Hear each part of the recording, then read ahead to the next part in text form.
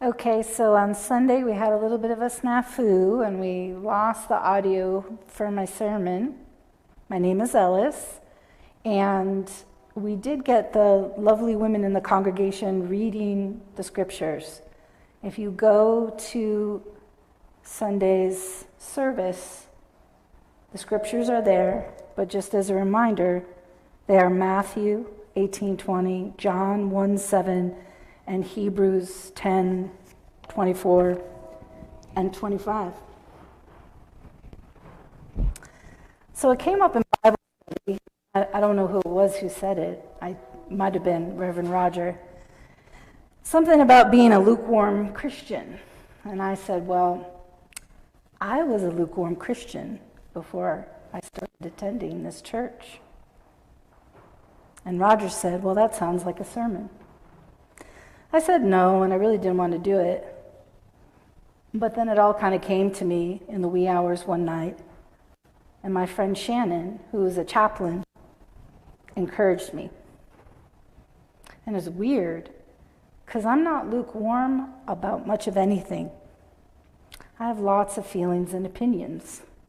Youth today might call me extra, and people in Minnesota, and Reverend Roger will understand, and Shannon will understand the reference, would call me extroverted.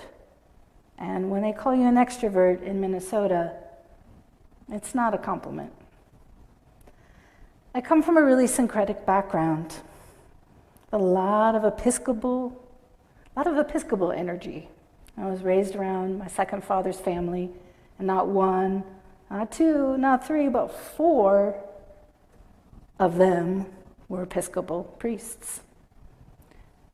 2 of them were women Episcopal priests, which, growing up in the 1970s and 80s, was a pretty amazing example. One of them was like the 4th female ordained Episcopal priest in the United States. I had a lot of Jewish influences as well. I attended the first integrated school in Washington, D.C. It was started in the 1930s by African American and Jewish parents. And the official holidays were Christmas and Passover. And later, due to some medical testing, I found out that I had some Ashkenazi Jewish heritage. And finding out from the endocrinologist that you're Jewish is a pretty weird way to find that out. And then Quaker influences. I went to and attended a Quaker camp. So I spent a lot of summers attending Quaker service every Sunday in silence. And then I was really involved with a Unitarian Universalist congregation in my 20s and a couple other Unitarian churches. But I decided I was probably way too Christian for most Unitarians, and that most likely the right denomination for me would be UCC. Does anybody know what UCC stands for? Unitarians Considering Christ. I also have been formed in the crucible of northern New Mexico, which is a really weird place. It has a really unique mix of Spanish colonial and indigenous influences, and the Catholicism there is a very idiosyncratic kind of folk Catholicism that developed very far away from the reaches of the official Catholic Church.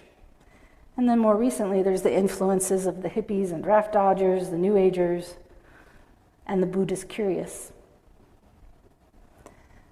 I would also say I've been formed by the land, the natural cathedrals of this Intermountain West, one of which is right across from this church. We can see it if we stand outside the church, the Colorado Monument.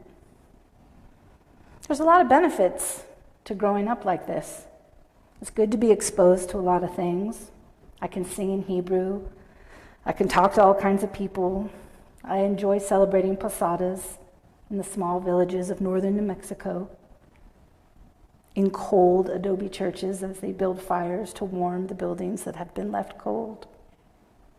But it's also kind of like one big casino buffet, or bump drafting off of other traditions instead of picking a line.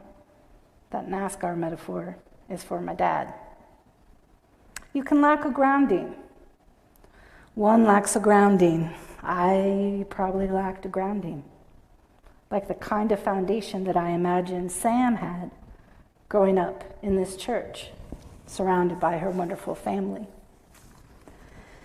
I had a lot of reasons to avoid church, like the sense that American Christianity has lost its moral authority. Yeah, there's that. That's a whole nother sermon and a quagmire, but my sadness and my anger in the face of what I see as the perversion of Christian values has been palpable. I see that perversion as one that acts to maintain the comfort of some at the expense of the humanity of others. Then COVID came along, and all of a sudden I had this wonderful, great official public health excuse to avoid gathering.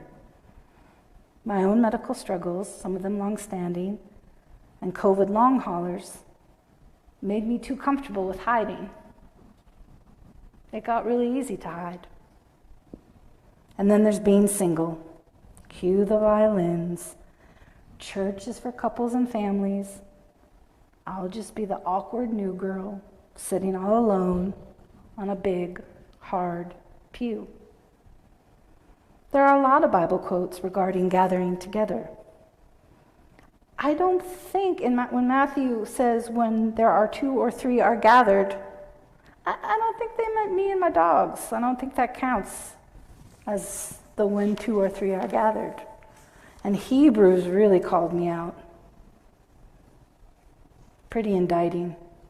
I would say Hebrews was even snarky, not neglecting to meet together, as is the habit of some. That some was me. Honestly, revisiting that Hebrews quote was pretty wonderful, and it's going to go in among my favorites. Reflecting back, maybe the reason for avoiding the whole church thing, the whole shebang, and stay with me, was you. Not Daryl or Deb or Dave personally, but Methodists. Years ago, I attended Cantor School of Theology, which is a Methodist seminary at Emory University in Atlanta. It's a pretty fancy place. It was great, until it wasn't. I was sexually harassed by one of my professors. When I went to go tell the dean of students, without mentioning his name, she said, "Oh, was it Professor so-and-so?" As if it was normal. And this would also serve as a key admission of widespread knowledge of the behavior on the part of the seminary. After I submitted my official complaint, the acting dean of the seminary called, yelling at me. I can still see myself sitting on the floor of my apartment, and that was before cell phones, so I had, a rotary phone stretched across the carpet, and I could see myself holding the phone out to hear. She wasn't happy. She felt my requests were ridiculous, even though they were all centered around preventing this from happening to anyone else. They were not ridiculous requests. They were about the institution and putting in guardrails to handle these sorts of complaints. This was my greatest disappointment. The acting dean was a prominent Methodist feminist theologian, a feminist who chose to protect the institution and not me, a promising, young, female seminarian. To complicate matters, my perpetrator was black, a leader in the Black Church Studies program, and there was a lot of racial tension at the seminary at the time. I withdrew from seminary. I feared for the damaging fallout to the community. and because I knew I would never have the opportunity to be just a student again.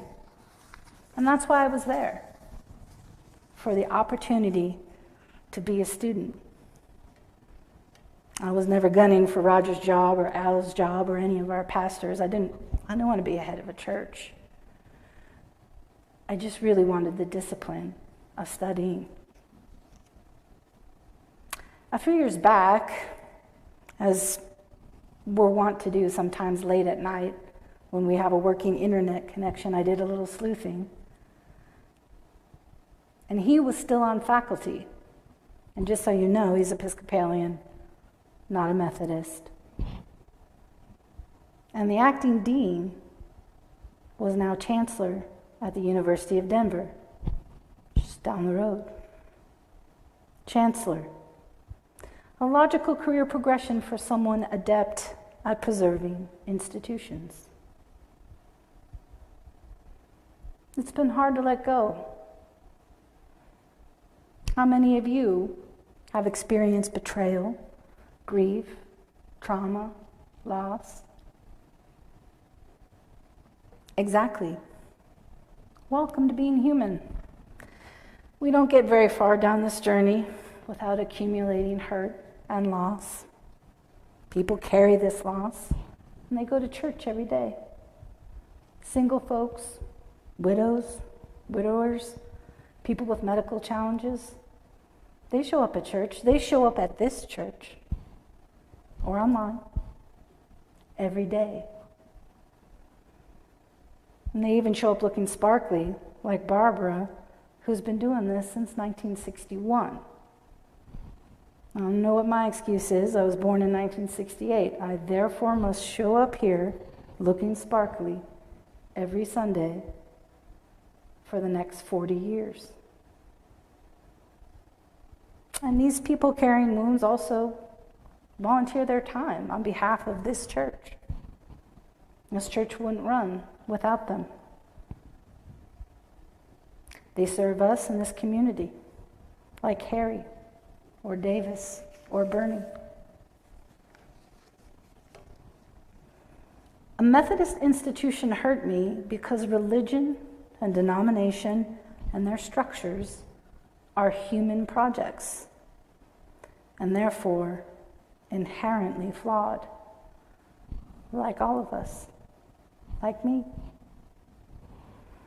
My problem was I didn't take the time to grieve the loss of an experience that was deeply engaging for me, one that had spiritual and intellectual rewards and opportunities for, wait for it, keyword alert, fellowship baked in. Recently I heard, and it's really strange that I heard it over Colorado Public Radio while I was working on this sermon, that the Methodist feminist theologian had left her position as chancellor at the University of Denver due to health concerns, significant health challenges. I was able to forgive, grace happens. No, I'm not going to put a bow on that and make it all neat and tidy just because I'm here giving a sermon. I forgive-ish. I'm human, but I certainly found compassion. I found a lot more compassion. And I probably also found more compassion for myself. It's a process, like most of you know. Forgiveness, it's messy. I was 27 years old when I walked into Candler, a Methodist seminary. 27 years later, I walked into your Methodist church. Faith is developed in relationship. We stir one another to love and good works. Thank you for stirring me.